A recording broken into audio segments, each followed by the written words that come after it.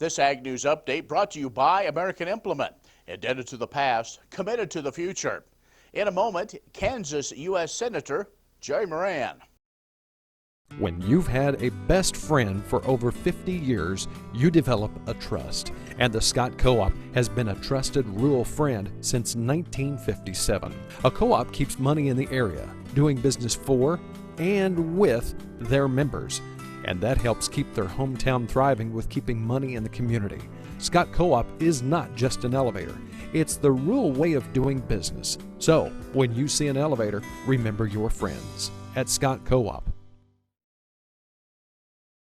Wolfter Construction and Irrigation has been around a long time, and a lot of folks have trusted them to design, build, and service all sizes of commercial and on-farm storage for grain and equipment. Wolfter is also known for their outstanding irrigation division, where they stock a complete selection of nozzles, regulators, drops, gear drives, electrical, and structure components. Looking for an electric motor? Wolfter has a large selection in single and three-phase. Next time, reach out to the pros who have decades of experience at taking care of business the right way. Wolfter Construction and Irrigation.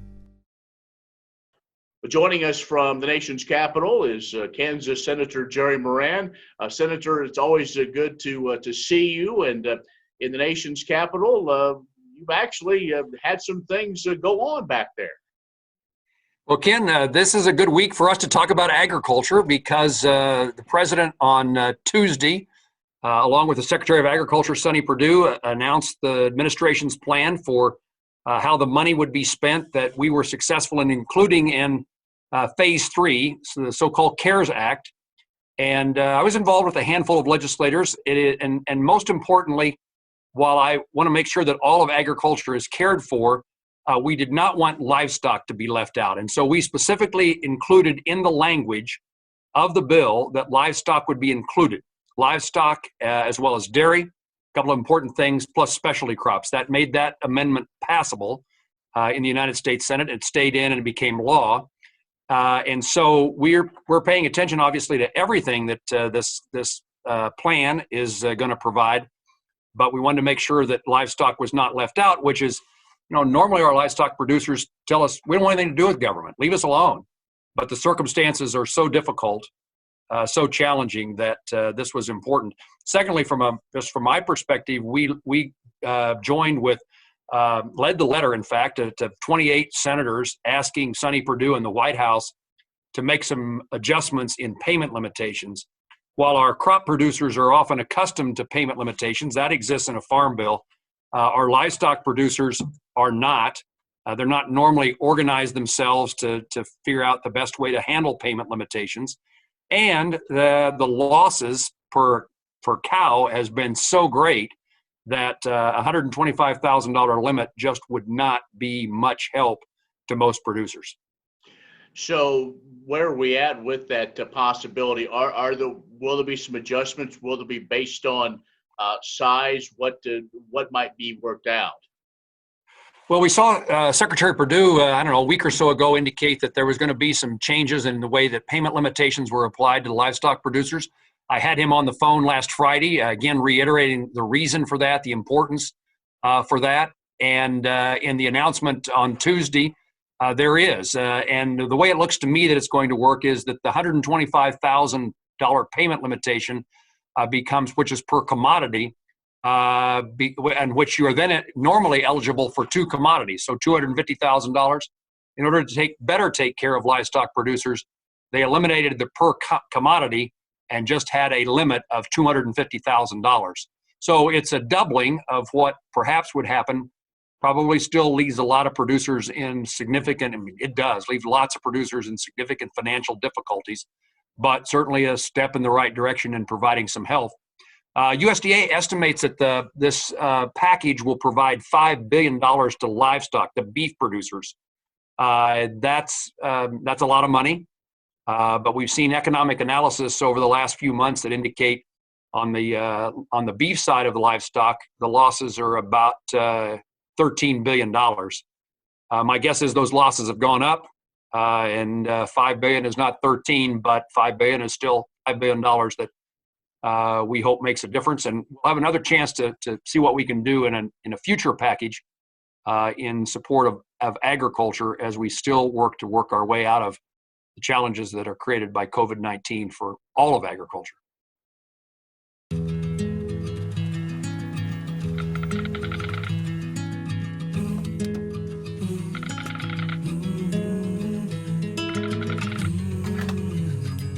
The cost of everything has gone up dramatically over the last 75 years. With one exception: keeping electricity affordable. Wheatland Electric, delivering energy for life, your Touchstone Energy Cooperative. Would you like to see something done about high gas prices and low unemployment? Western Plains Energy in Campus, Kansas is doing something about it. They're a proud part of Growth Energy, America's ethanol supporters, and they employ 38 people and will be adding more following the expansion. Ethanol fuel not only reduces the cost of regular gasoline, it's good for the environment and keeps money right here in the United States while supporting local rural jobs. Western Plains Energy, doing something for the future.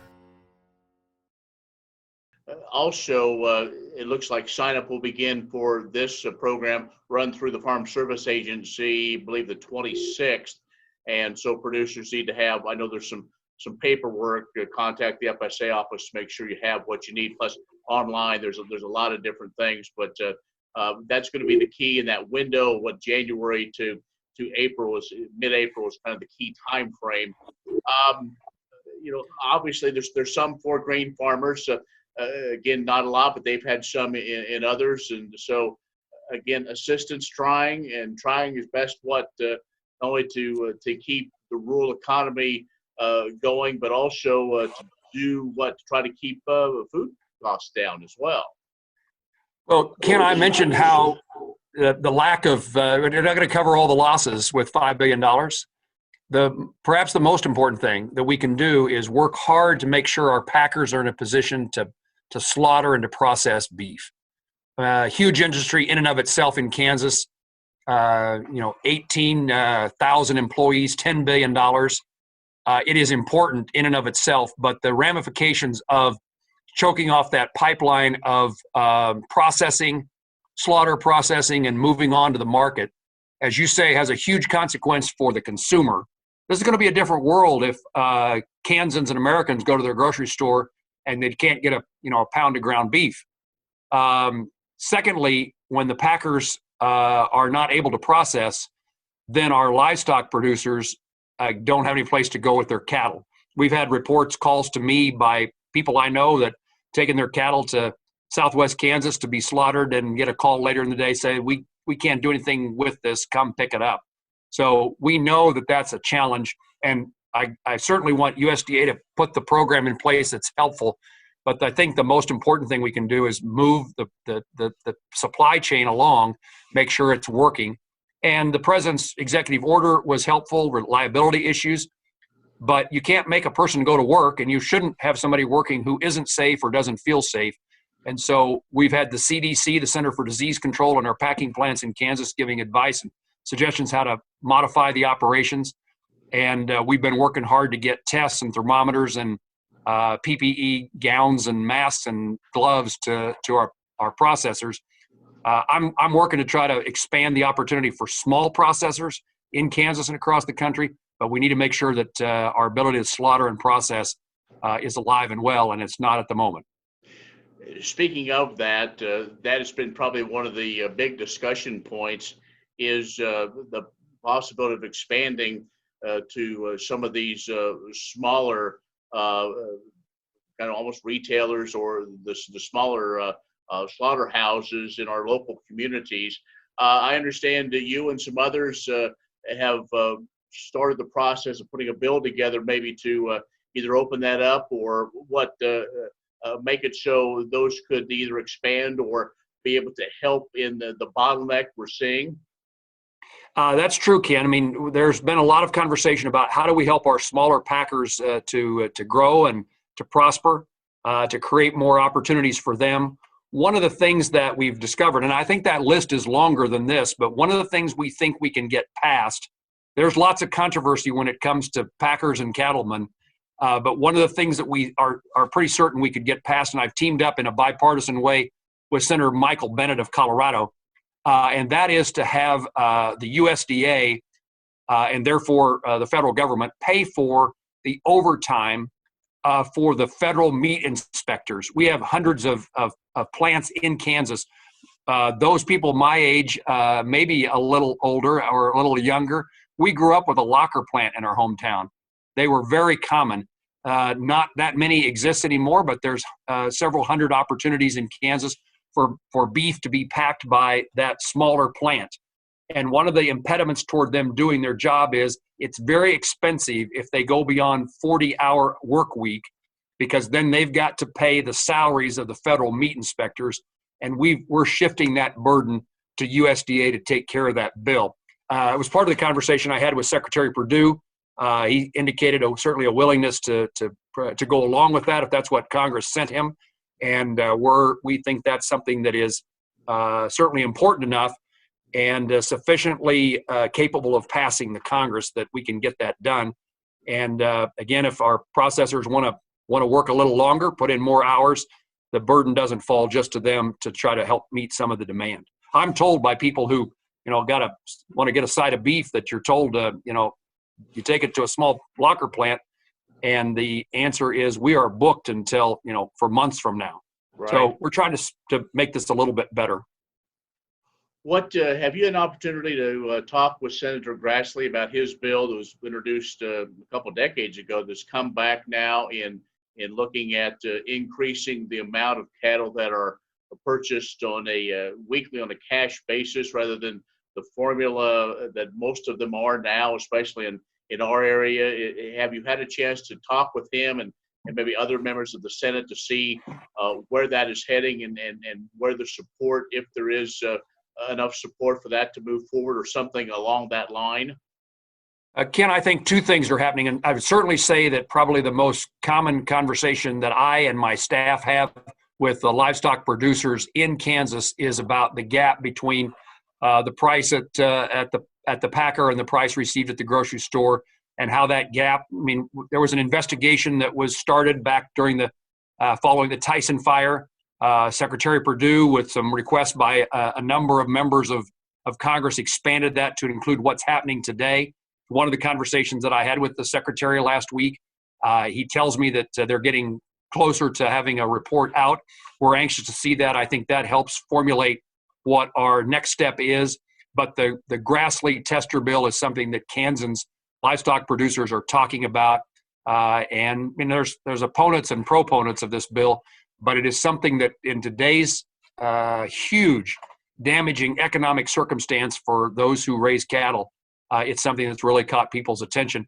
Then the question becomes, is it something that can become law once we know what the policy is?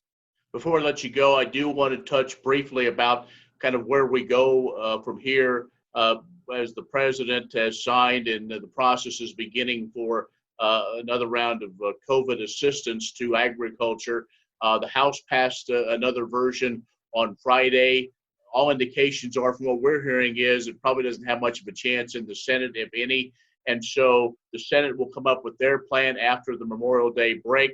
But a lot of folks in agriculture are saying, well, before we throw everything out, some of the things looked pretty good for agriculture that was in the House version.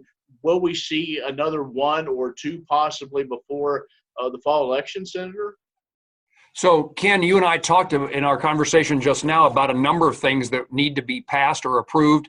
As I indicated, the amount of money we knew when we appropriated the $19 billion it'd be insufficient to meet the needs of farmers and ranchers.